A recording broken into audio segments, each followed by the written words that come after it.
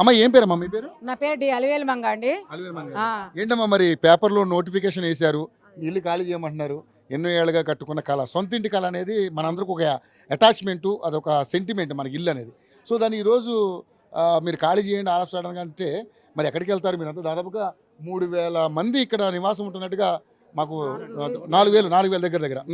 మరి ఏంటి దీన్ని ఎలా చూస్తారమ్మా? ఎలా చూస్తాయండి, 15 రోజుల నుంచి మేము ఇదే బాధలో ఉన్నామండి. అందరు ఉద్యోగాలు లేవు, ఎటు లేదు, డ్యూటీలు బంద్ చేసిండ్రు.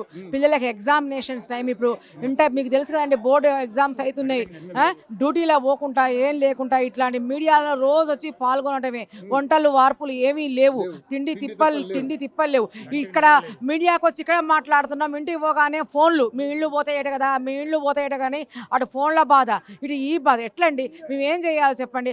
60 సంవత్సరాలు చిన్న చితుకు ఉద్యోగాలు చేసి, ప్రైవేట్ గవర్నమెంట్ ఉద్యోగాలు రాక, ఓసీ వాళ్ళం రాక చిన్న చితుక ఉద్యోగాలు చేసి ఇంతో అంతో కూడబెట్టుకొని ఆఖరికి 60 సంవత్సరాలకు రిటైర్మెంట్. ఇగో మా వారు 398 ఎన్టీ రామారావు గారు ఉన్నారంటే అప్పుడు అన్ట్రైన్డ్ వాళ్ళకు కూడా బీఈడీ లేకున్నా కూడా అప్పుడు బీఈడీ లేకున్నా కూడా తెలుగు డిపార్ట్మెంట్ అంటే తెలుగుని చూసి అప్పుడు ఆ రోజుల్లో మాకు ఉద్యోగాలు ఇచ్చారు.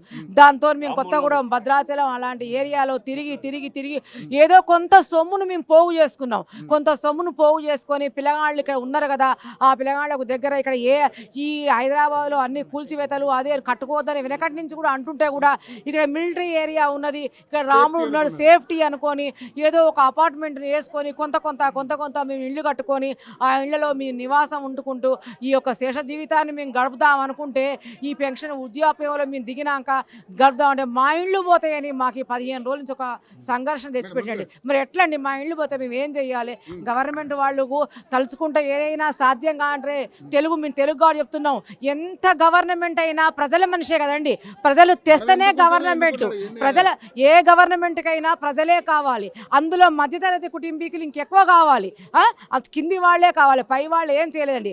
ఎంత పెద్ద సర్పమైనా కానీ చలి చీమల చేతకు ఆ సర్పం ఏమైపోయింది?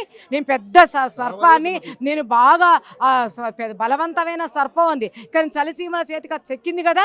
అట్లాగే ప్రజలను ఎప్పుడూ కూడా రెచ్చగొట్టద్దు, ప్రజల తెరువుకు రావద్దు, ప్రజల ఆశయాలు దెబ్బతినద్దు. మీకు మా ఓటింగ్ కావాలి కాబట్టి మా అవసరాలు తీర్స్తే అవసరాలు తీర్చండి, లేకుంటే తీర్చకున్నా మంచిది, మా వద్దకు రాకండి. గవర్నమెంట్ నుంచి మనకి ఎటువంటి బెనిఫిట్స్ అవసరం లేదు, కానీ ఉన్న బతుకును కూడా తీసేది. మాకు ఏ బెనిఫిట్ ఏంటి? హిట్లర్ పాలన, హిట్లర్ నిరంకుశంగా హిట్లర్ ఏ విధంగా పరిపాలించిందో జర్మనీ రాజ్యాన్ని, ఆ విధంగా ఈ ప్రజాపాలన లేకుండా వ్యతిరేక పాలన ప్రజలను ఇబ్బంది పెట్టడం చాలా ఘోరం, చాలా అన్యాయం అని ఏకకంఠంతో, ముక్త కంఠంతో అందరం చెప్తున్నాం. కాబట్టి మమ్మల్ని దయచేసి మా వైపు రాకుండా మా యొక్క ఆస్తులు, మా అపార్ట్మెంట్ రక్షించుకుంటామని మేము ఉద్దేశంతో ఇక్కడికి వచ్చామండి. మమ్మల్ని కాపాడాలి. ఇప్పుడు బస్సు ఇచ్చిండండి, ప్రైవేట్ బస్సు. మేము 60-70 ఏళ్ళు పోయి బస్సు ఎక్కుతామండి. మేము ఎక్కి అందులో నిలబడితే ఉన్న ఖాళీ ఇరిగిపోతుంది.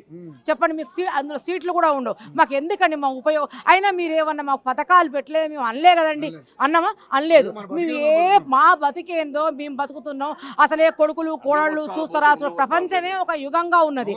అట్లాంటి యుగంలో మాకు ఒక కమ్యూనిటీ ఉందండి. ఇక్కడ అందరూ కూడా ఒక పెద్ద ఏజ్ వాళ్ళం అందరం ఇక్కడ ఉన్నాం. ఆ రాముని సేవ చేసుకుంటూ బతుక్కుంటూ, ఏదో గుళ్ళలో పోకుండా, గోపురాల పోకుండా, ఎక్కడికి పోకుండా, ఇక్కడ ఏదో మేము పండగ పబ్బం మా స్థాయికి తగ్గట్టుగా మేము చేసుకొని ఒక కుటుంబంగా మేము ఉండి ఏదో తిరగాలని, సాయంత్రం పూట చల్లగాలికి బయటకు వచ్చి తిరుగుతుంటూ చేసుకుంటూ ఒక వర్గంగా మేము ఒక కుటుంబంగా తల్లిని, తండ్రిని, కుటుంబాలను, అన్నదమ్ములను అందరిని వదిలిపెట్టేసి ఇక్కడ ఉంటే, ఇక్కడ కూడా మమ్మల్ని విచ్చగాడగా చేస్తే మేము ఎక్కడికి పోవాలి చెప్పండి? మేము అందుకోసమే మాది వద్దు, మూసి చేసుకోండి. మేము వాసనని మీకు ఏమైనా కంప్లైంట్ ఇచ్చామా చెప్పండి? మేము మ్యూజిక్ దగ్గర ఉన్నాం, మేమేమైనా కంప్లైంట్ ఇచ్చామా? మా వస్తువులు ఖరాబ్ అవుతున్నాయని మేమని చెప్పామా? మా గిన్నెలు నల్లబడుతున్నాయని మేమేమని చెప్పామా? వస్తుందని మేమని చెప్పామా? మేము దేనికి కూడా అలా చెప్పలే కదా. అలా చెప్పనప్పుడు కూడా మా మీద పడి మీకు ఏదో స్వార్థంతో మమ్మల్ని బయటికి రప్పించడమే కానీ మా వద్దకు రావద్దు. మేము ఎప్పుడూ కూడా మీకు ఏది ఇవ్వలేదు. మేము కరెంటు బిల్లు కట్టట్లేదా, ఇంటి పనులు కట్టట్లేదా, మున్సిపల్ ఏదైనా మేము చేసుకుంటున్నాం. ఏదో మేము చిన్న ప్రాపర్టీలో మేము అందరం ఉంటున్నాం, పిల్లలు ఉన్నారు. మేము ఆ పిల్లలు ఇక్కడ లేకుండా ఇలాంటి పిల్లలందరూ కూడా ఉన్నారు కదా. ఆపద సంపద వచ్చినా ఓ రాత్రి ఇప్పుడు ఏ రోగం వచ్చింది పెద్ద ఆయన ఇప్పుడు ఈయన ఉన్నాయండి, ఈయనకు శుక్లాలు వచ్చినాయి, ఆపరేషన్ చేయించాలి, చెవి సమస్య వచ్చింది, ఇవన్నీ సమస్యలు ఏజ్- వచ్చాయి. ఏజ్ ఇక్కడ ఉన్న వాళ్ళందరూ ఏంటంటే ఆహా సార్ కదా అని సార్ ఇట్లా అని మమ్మల్ని అర్థం చేసుకుంటారు.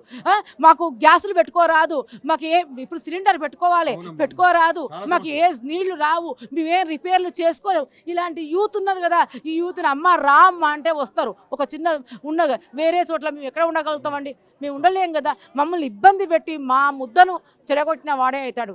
ఇంతమంది ఘోష అంతే అండి, అంత తప్ప ఏం లేదు.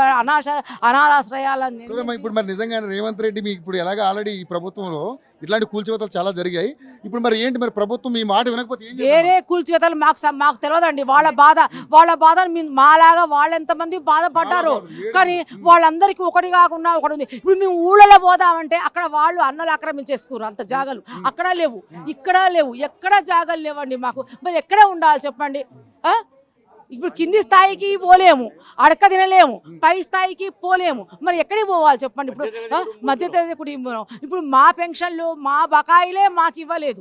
ఇప్పుడు దిగిండండి, దిగిన తర్వాత మా కరువు బత్యాలే మాకి రేట్లు చూస్తే ఇలా ఉన్నాయి, ఎట్లా బతకాలో చెప్పండి? ఇప్పుడు కంటి ఆపరేషన్ చేయించాలంటే ఒక 50 నుంచి 50 నుంచి 60 వేలు కావాలి. మాకు సేవ చేసేటోళ్ళు కావాలి. దాని తర్వాత డ్రాప్స్, ఒక గ్లాకోమా కంటికి డ్రాప్స్కి ఒక డ్రాప్స్ 450 రూపాయలు.